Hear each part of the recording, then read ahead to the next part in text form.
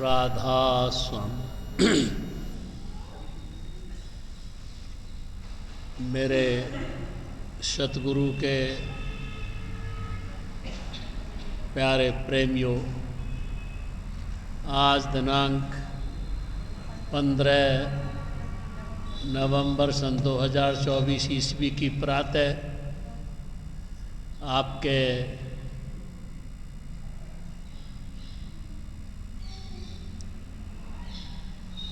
प्रिय स्थल सतगुरु धाम सहकारी नगर बुलंदशहर उत्तर प्रदेश में मासिक सत्संग के रूप में सत्संग का एक अध्याय और जुड़ने जा रहा है। संत महात्माओं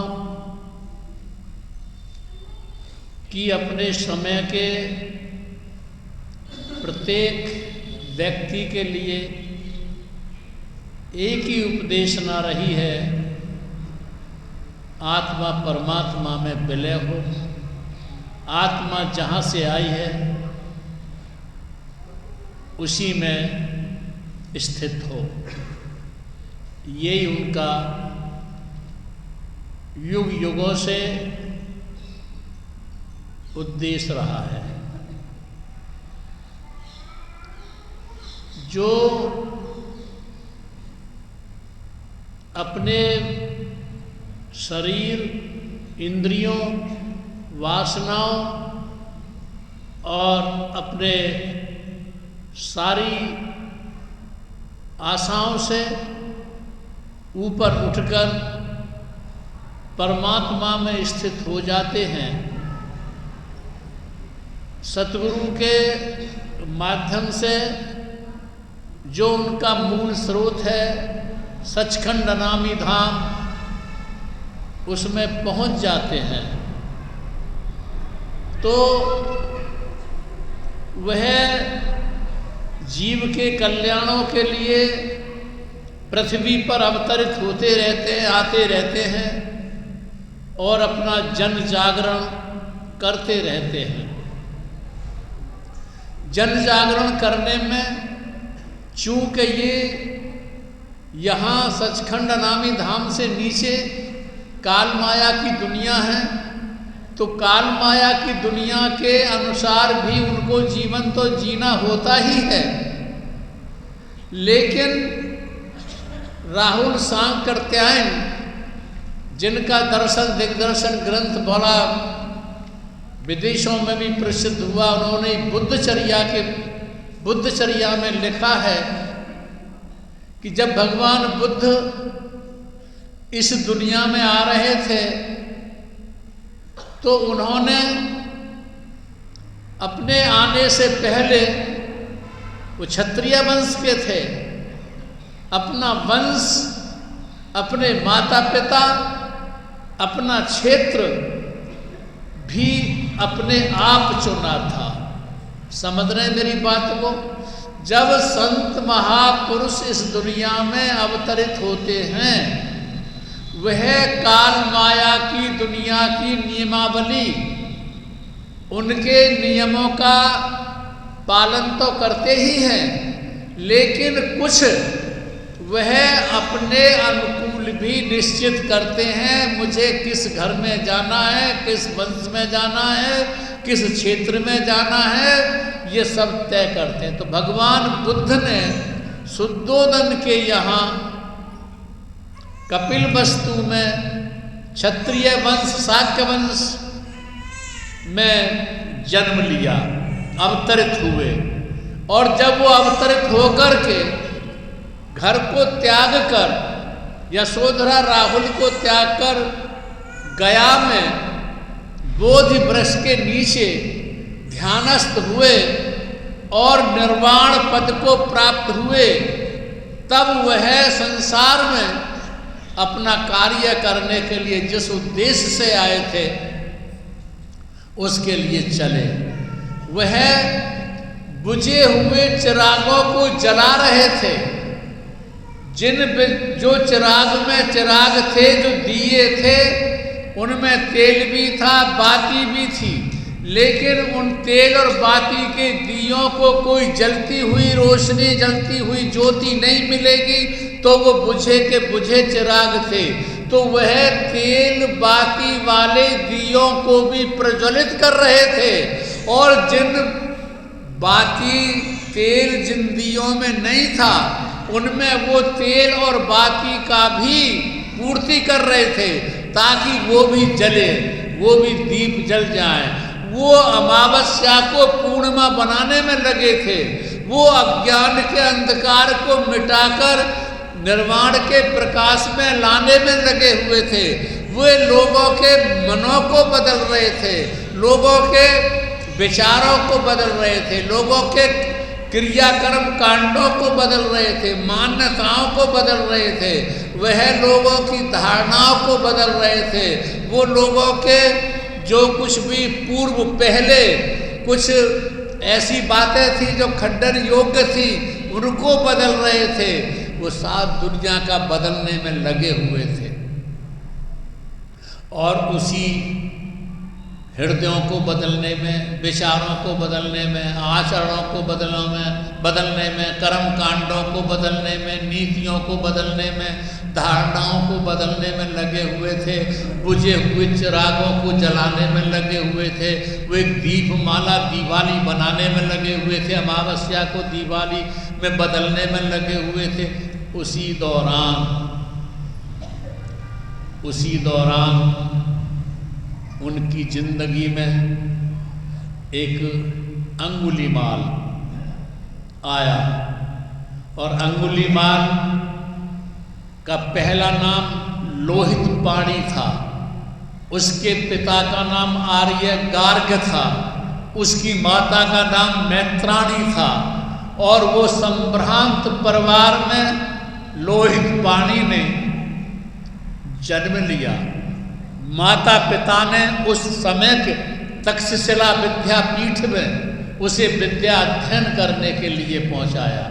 जब विद्या अध्ययन करने के लिए पहुंचाया विद्यापीठ में लोहित पाणी को, तो वह विद्या अध्ययन करने के बाद जब बाहर निकलने को था, तो उसका जो आचार्य था, उस आचार्य ने कहा कि तुम मुझे गुरु दक्षिणा देकर जाइए। गुरु दक्षिणा के बिना कोई भी विद्या फलित नहीं होती है। लोहित पाणी ने कहा, मैं तुम्हें क्या दक्षिणा दूं? मैंने तो आपको अपना समर्पित कर दिया था अपने को। कि नहीं, मुझे तुमको दक्षिणा देनी है, वरना फलित नहीं होगी विद्या। और वो आचार्य जो था, उस आचार्य ने कहा कि मुझे 100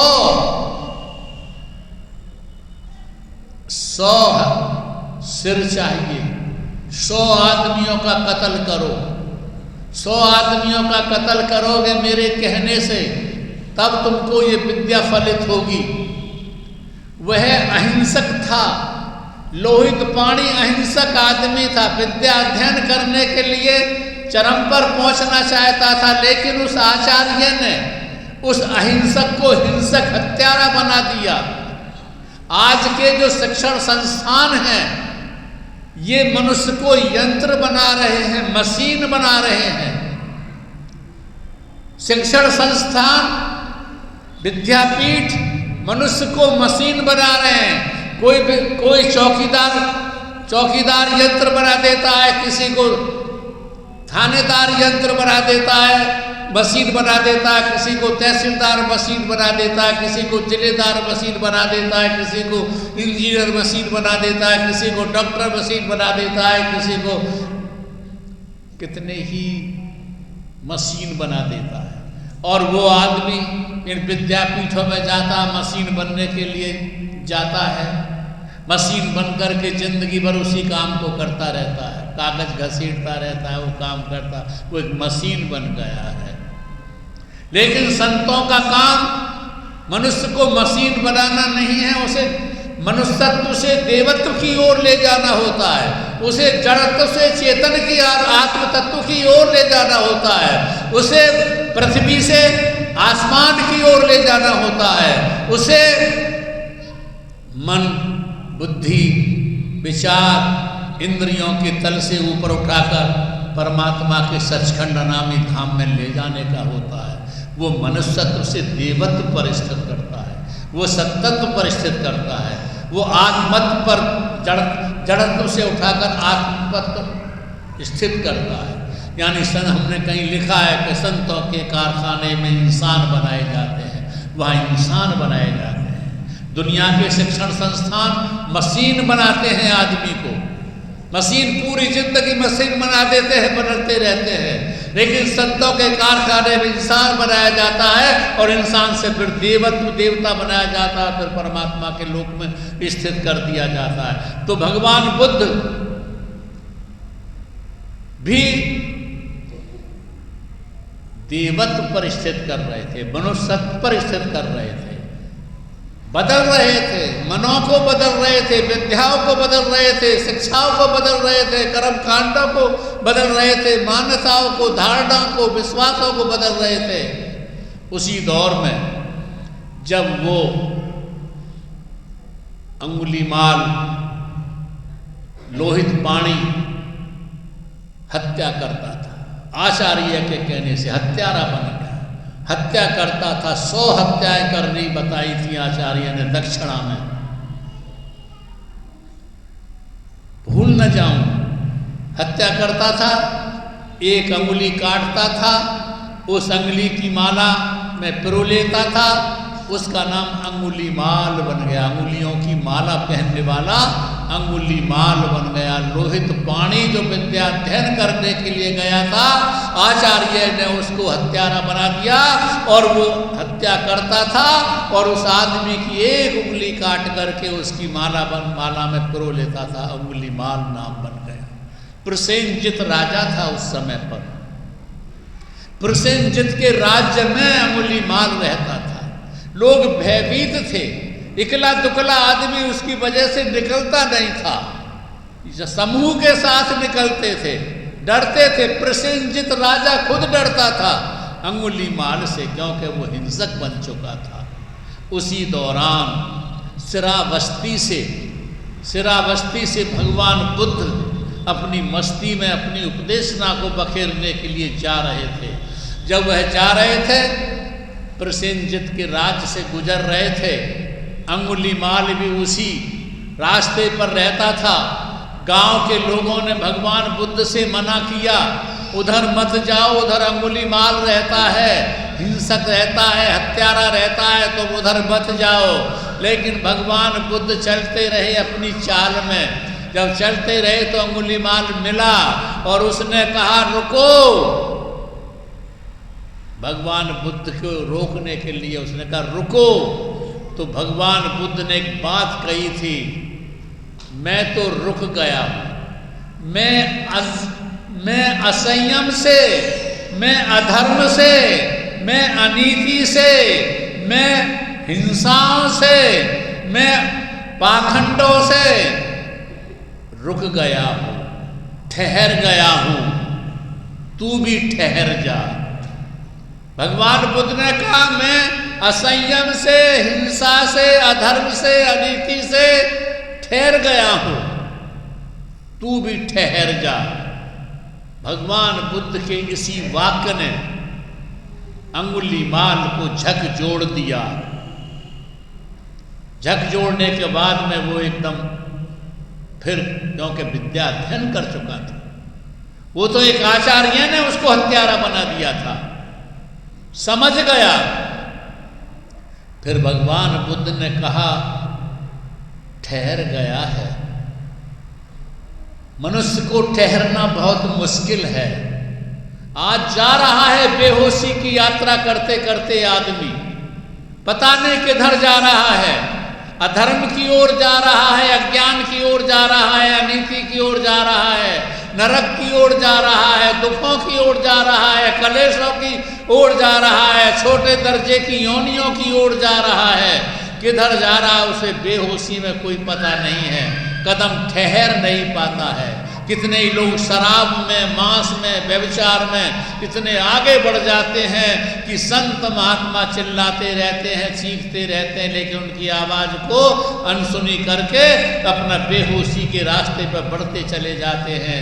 लेकिन अंगुलीमाल था कि उसने कहा मैं ठहर तो गया, अब मुझे कदम किधर को उठाना है मुझे ये भी बताओ। अब मैं कौन सी यात्रा पर यात्रा से अपने गंतव्य को चुनूं ये भी बताओ। भगवान बुद्ध ने उसको उतार दिया, ध्यान में उतार दिया।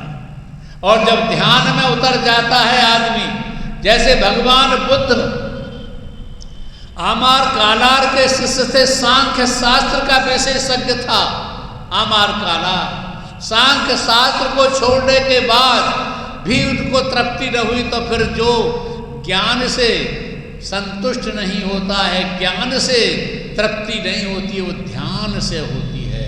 क्योंकि ध्यान, मौन ही आदमी को स्वयं पर स्थित करने का श्रेष्ठ उपाय होता है। ध्यान के अलावा कोई श्रेष्ठ उपाय नहीं होता। तो भगवान बुद्ध ने अंगुलीमाल को भी ध्यान में उतार दिया, और ध्यान में उतारने के बाद वही अंगुलीमाल एक दिन सब स्थिर हो करके अपने आत्म पद पर, निर्वाण पद पर, सत्य पद पर, प्रभु पद पर स्थित हो गया और जीवन उसका बदल गया। ट्रांसफॉर्मेशन ऑफ लाइफ, उसकी जीवन का रूपांतरण हो गया।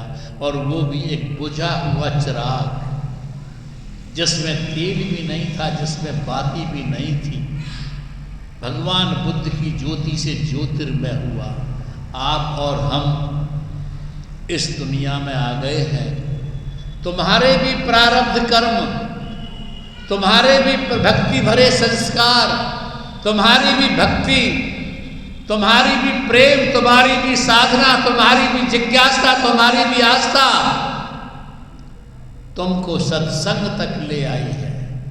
सत्संग है द्वार जहां सतगुरु की प्राप्ति होती है। सत्संग है द्वार जहां पर सतगुरु की प्राप्ति होती है, और सतगुरु है द्वार जहां मोक्ष की प्राप्ति होती है, निर्वाण की प्राप्ति होती है, कल्याण की प्राप्ति होती है, जहां अपने मूल स्रोत की प्राप्ति होती है। तुम बुझे हुए चिराग नहीं हो, तुम में तेल है, बाती है, सब कुछ है। बस इसको प्रकट करने का अवसर सत्संग तुमको मिल गया है, भजन ध्यान तुमको मिल गया है। भजन और ध्यान से ज्योतिर्मय बनो, ज्योतिर्मय बनो। इस दुनिया को भी, अमावस्या को भी दीपावली में बदल दो। इस दुनिया के भी अंधकार को मिटाकर प्रकाशमयी कर दो। और तुम जहाँ से आए हो, जिस परमात्मा के अंशी हो, अपने परमा मूल में समाओ। बस यही सत्संग की उपदेशना है, यही हमारे सब संत महात्माओं की उपदेशना है। और आज कार्तिक का पूर्णिमा है, गुरु नानक देव जी का प्रकाश दिवस है। गुरु कबीर साहेब, गुरु नानक साहेब, गुरु रविदास जी, नाभाजी, पलटू जी, दरिया जी, जितने भी ये संत महात्मा हुए हैं अंतर्मुखी, इन्होंने अपने में प्रज्वलित होकर के इन बुझे हुए चिरागों को जलाने का प्रयास किया है। तुम उसी कतार में लगे रहो, उसी कतार में लगे रहो। एक दिन दया होगी इन ज्योतियों की, तुमको भी ज्योतिर्मय कर देंगे। इन्हीं शब्दों के साथ मैं अपनी बात पूरी करूँगा। आपने मेरी बात को बड़ी शांति प्यार से सुना है, इसके लिए मैं बहुत बहुत आभार। अंत में आप सबके भीतर उसी बैठे कुल मालिक को राधा स्वामी।